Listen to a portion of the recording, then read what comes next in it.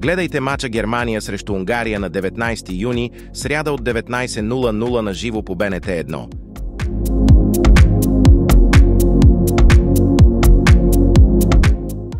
Германия идва след победа от 5-1 над Шотландия, която им е втора поредна. Като домакините имат 4 победи от миналите си 6 мача. За последно загубиха от Унгария с 0-1 през 2022 година. Унгария претърпя загуба с 1-3 от Швейцария, като гостите имат само една победа от 6 мача насам.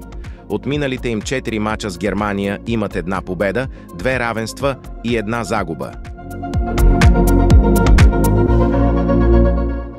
Базирано на статистиката ни, очакваме победа от Германия.